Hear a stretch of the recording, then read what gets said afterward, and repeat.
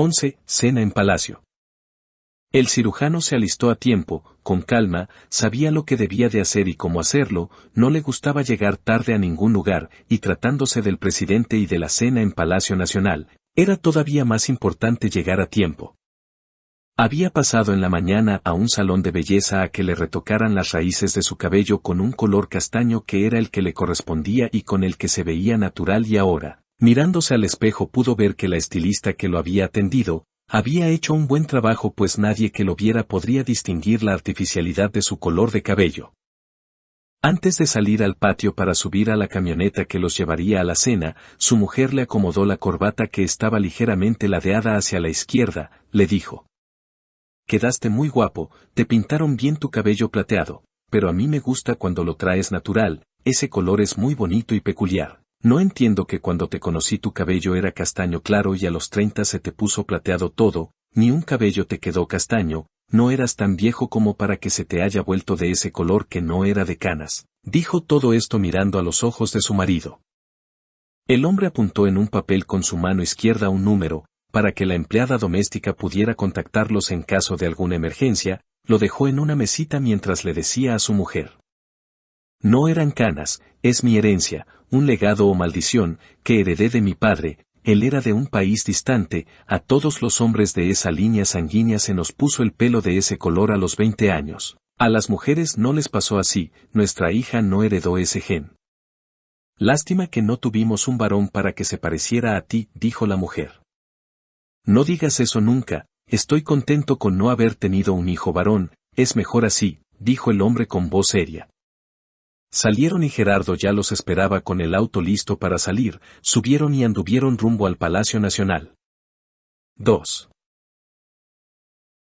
Jesús pasó por Selena a su hotel. Jesús iba en compañía de Brenda, no le había avisado Jesús a la gente que llevaría a su esposa, pero él siempre llevaba a Brenda a reuniones sociales o de este tipo de eventos, siempre estaban juntos y Jesús no desaprovechaba las oportunidades para mostrar al mundo a la bella mujer con la que se había casado. Brenda por su parte solo sabía que su marido trabajaba con una agente del FBI, se imaginaba que era una mujer marimacho, fornida y fea, pero cuando la vio subir a la Suburban, vistiendo un vestido de tela fina, con la tela pegada a las formas femeninas, con un peinado profesionalmente arreglado, y bien maquillada, en ese momento Brenda se dio cuenta de la magnitud de la amenaza que representaba aquella mujer rubia que parecía más una edecán del evento que una agente que cazaba criminales. Hubo un silencio incómodo cuando estuvieron los tres en el asiento trasero de la camioneta, sin que se lo hubiera propuesto, Jesús había quedado en medio y las dos mujeres en las respectivas ventanas del vehículo. Jesús hizo las debidas presentaciones, las mujeres se saludaron gélidamente, midiéndose mutuamente, pues estaban los extremos de la belleza femenina siendo bellas a su manera. Mientras que Selena era la típica estadounidense bella, del tipo escandinavo, Brenda era el modelo de la mujer bella de México, su piel bronceada de forma natural y genética, del tipo de las mujeres de la costa, su figura era más bien del tipo de cuerpo generoso, pero sin llegar a estar subida de peso, pero el vestido que llevaba dejaba ver que a la prenda le costaba trabajo mantener ese cuerpo a raya, pues tenía medidas generosas en senos y caderas, además de su largo cabello ensortijado en ondas anchas y suaves, su cara ovalada con labios carnosos y cálidos, pero lo mejor de Brenda eran sus ojos, unos ojos bellos, grandes y con forma bovina que hacía juego a su cara de forma perfecta.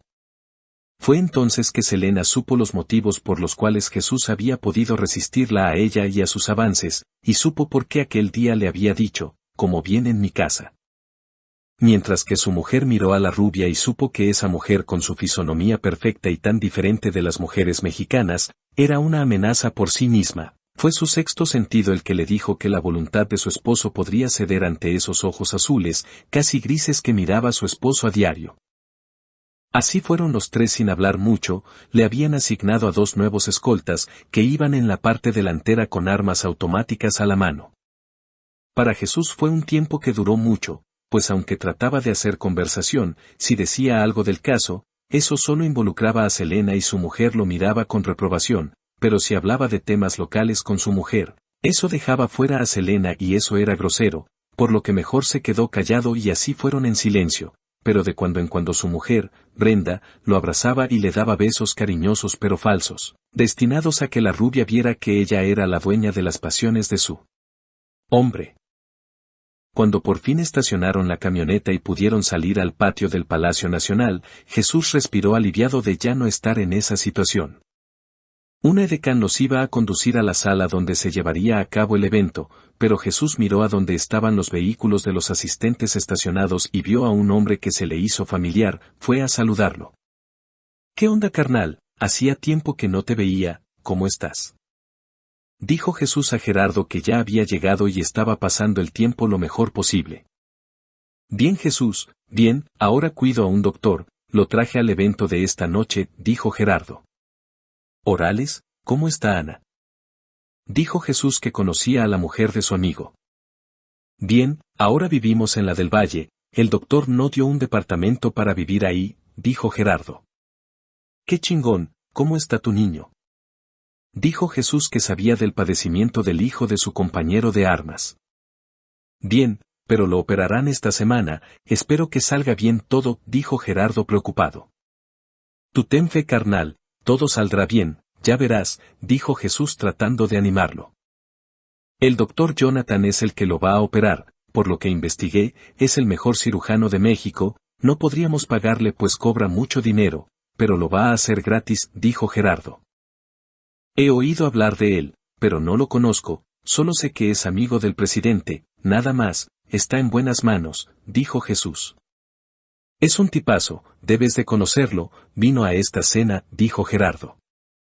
«Me retiro, me está esperando mi vieja y la gringa que están paradas ahí, pero al rato salgo y te traigo una botella, algo de cenar o te meto al borlote este de incógnito, ya sabes que yo te cuido, brother», dijo Jesús. «Gracias, Jesús, no importa el puesto que tengas y el tiempo que pase, sigues siendo el mismo, seguimos siendo del mismo batallón», dijo Gerardo estrechando la mano del hombre que lo había ayudado muchas veces, incluso, lo que vivía ahora, lo bueno que vivía, de alguna forma Jesús había tenido que ver. Jesús fue el que cuidó de él en las fuerzas especiales, cuando era un novato, enseñándole los trucos, alentándolo cuando quería renunciar, trayéndolo a los escoltas de presidencia y ahora, viviendo en la del Valle, con un buen sueldo y la salud de su hijo pronta a ser una realidad. «Nos vemos al rato, brother», dijo Jesús yéndose hacia las mujeres que no se hablaban entre sí. 3. La cena fue normal entre ese tipo de eventos, llenos de políticos, de empresarios, de gente allegada al régimen. A ellos los sentaron en la mesa de honor, con el presidente, la esposa de este, el médico Jonathan y la esposa de este último. El presidente Carrasco hizo las presentaciones y hubo plática formal, nada que llamara la atención de los investigadores. La comida fue buena, Jesús tenía hambre así que repitió el plato fuerte, mientras comía puso atención en el médico que ahora era el jefe de su amigo, que era el que iba a operar al niño, le llamó la atención su finura, sus modales refinados, su tez pálida y que era zurdo, pues tomaba el tenedor con la mano derecha y cortaba la carne con la mano izquierda. Instintivamente miró el cabello del médico que no era largo como el hombre de la descripción, el tono era castaño, se le veía natural, no sé. Le veían raíces plateadas. Le dijo a Selena al oído que mirara las manos del médico. Brenda, al mirar la acción de su esposo con la rubia, se puso celosa y puso mala cara. Selena miró lo que le dijo Jesús y entendió a cabalidad lo que quería decir. El médico era zurdo, ella también tuvo el mismo pensamiento. Miró instintivamente al cabello del médico, que se dio cuenta de que la mujer miraba su cabello fijamente, pero disimuló, siguió comiendo. Cuando terminaron, el presidente Carrasco pidió la atención de todos los presentes. Hizo la presentación de la nueva ley y de los investigadores a cargo de resolver por fin el caso del novio de la muerte. Al escuchar esto, Jonathan se quedó petrificado. Había oído hablar de Jesús Pastor, de su eficiencia, que era implacable, que era rudo y se le atribuían actos violentos hacia los delincuentes. El presidente hizo mención de los méritos de la agente Selena Smith y el médico se puso más pálido si era posible. En su mente, siempre pensó que era más eficiente en su labor macabra, que era más astuto e inteligente que los policías de la Ciudad de México y del Estado de México, y así fue siempre. Pero ahora veía que tenía unos rivales a su medida, capaces, astutos, con recursos, motivados e igual de inteligentes que él. Pero, después de todo, él era el descendiente de un rey, de una genealogía que se remontaba a eras remotas, su linaje siempre había salido bien librado consiguiendo persistir al paso del tiempo. Él era el resultado de dos razas, si había alguien que pudiera vencer a esos dos agentes era él, lo sacaría del en medio si se acercaban mucho, no pararía de hacer su labor, de matar jovencitas, no podía parar. Era un adicto de cierta forma, debía continuar.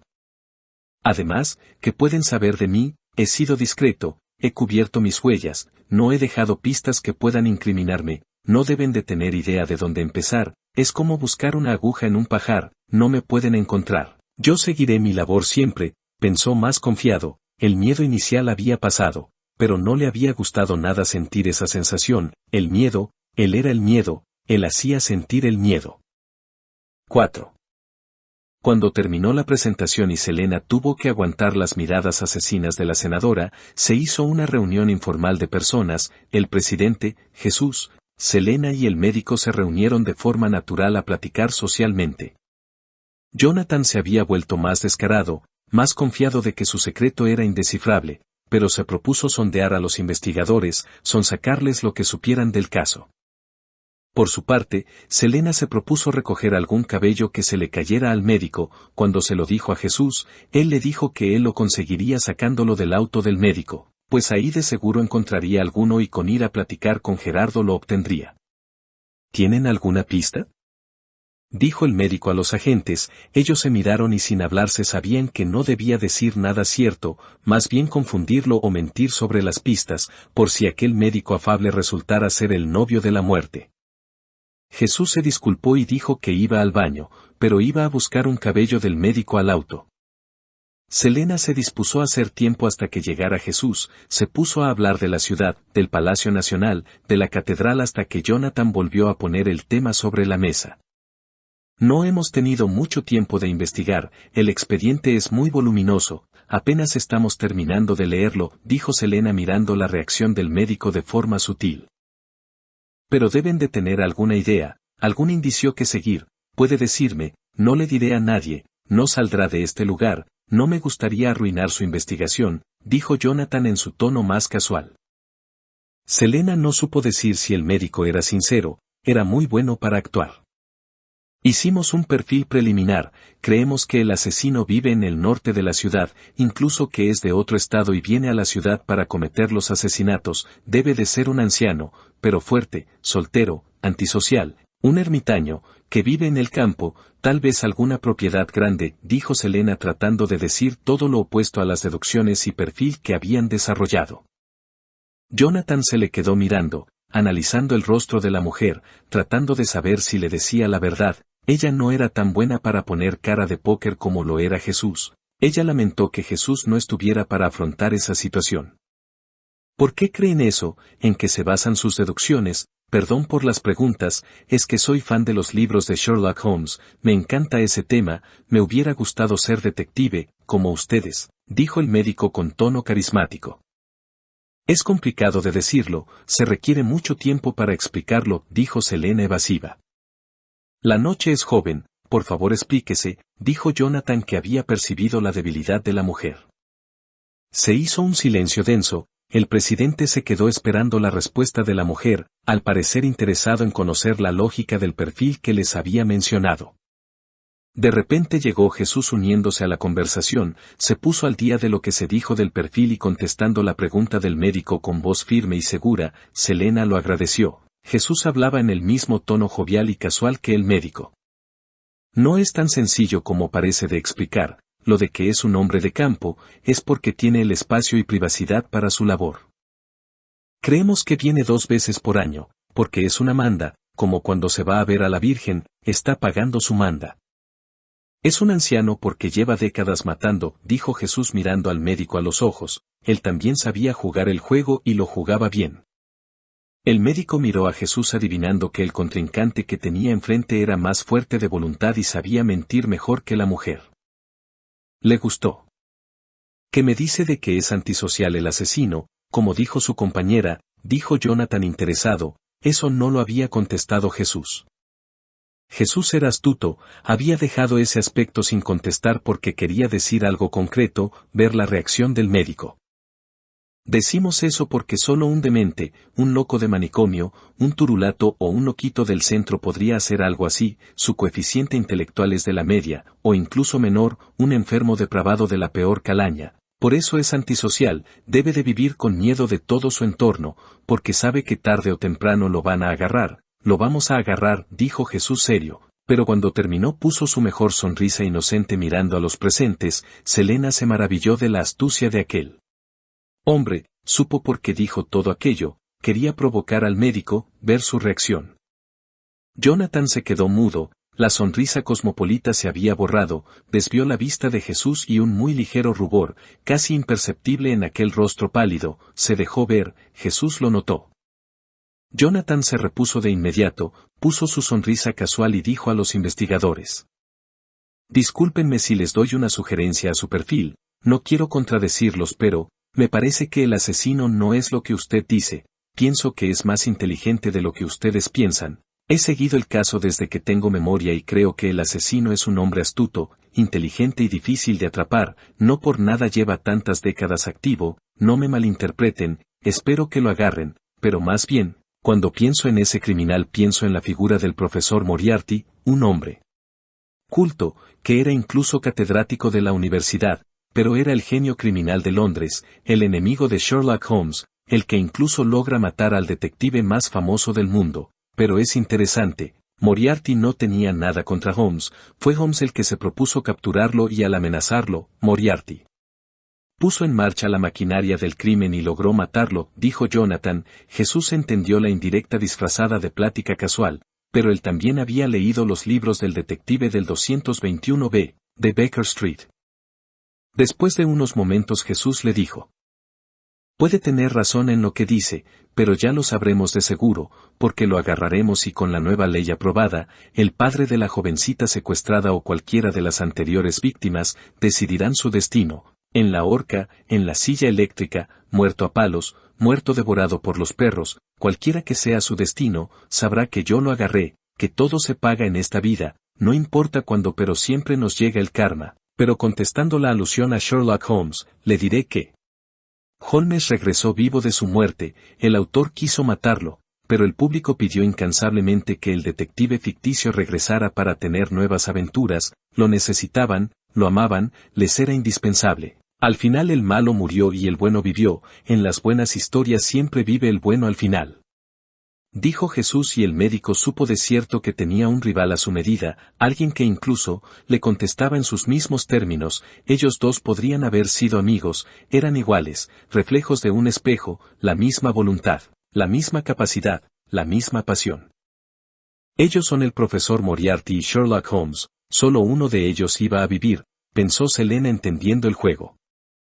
El presidente estaba animado, bebía copas de licor y le gustaba la plática animada, había hecho bien en invitar a su amigo, desde su punto de vista. Me imagino de conocen el concepto del superhombre, que desarrolló Nietzsche, yo soy fan de ese autor, no deberíamos negarnos al hecho de que puede ser que sí existan los superhombres, por ejemplo, Napoleón fue uno de ellos indudablemente, hombres que trascienden al mundo, a la sociedad y a la condición humana, tal vez el asesino sea así, un superhombre en ese sentido filosófico, un hombre superior que a su manera que no comprendemos, ha trascendido y cambiado al mundo, dijo el médico. Seguro de estar hablando en términos cultos, trataba de impresionar a sus escuchas al hablar de Nietzsche y ese concepto que a él le gustaba. Desde que era un adolescente y había leído todos los libros de filósofo, supo que tenía la explicación a su propia existencia. Su padre, Milton, lo había iniciado en ese mundo de la letra escrita y le dio a leer aquellos libros, para entrenar a su hijo, para darle la justificación filosófica que le permitiera saber por qué ellos eran diferentes, por qué actuaban de esa forma, porque era unos superhombres. Cuando leyó aquellos conceptos lo supo de cierto, su padre tenía razón y era un hombre sabio, muy sabio, en adelante tuvo esa guía que le permitió andar por el mundo sin arrepentimientos, pues, como decía Nietzsche, el bien y el malo existían, solo era un constructo de la sociedad humana, la moral un lastre, al que no debía de ser sometidos los superhombres como él, como su padre. No estaban sujetos a esos conceptos limitantes, sino que hacían sus propias reglas, su propia ley. Y la aplicaban a los demás, nunca a ellos mismos.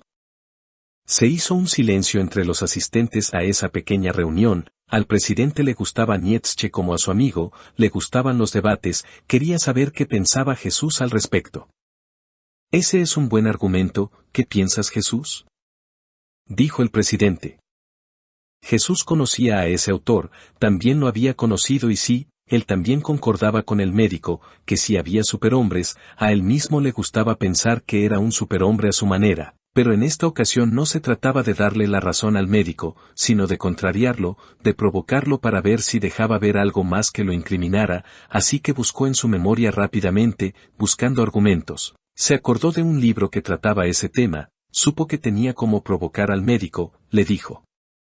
Hablar de Nietzsche es hablar de teorías que ya están superadas, los seres humanos no somos animales, somos superiores a la ley del más fuerte, dejamos la barbarie para ser seres más evolucionados. Nietzsche habló de teorías, pero no de la realidad, pero en el libro Crimen y Castigo, de Dostoyevsky, se habla que el protagonista, Raskolnikov, pensó que era un superhombre, que el acto de matar a la usurera era un acto supremo de justicia, que al hacerlo se transformaba en un ser superior. La realidad fue que era un hombre ordinario con ínfulas, que cometer ese crimen lo destrozó al darse cuenta que no era quien pensaba, que solo era un vulgar asesino.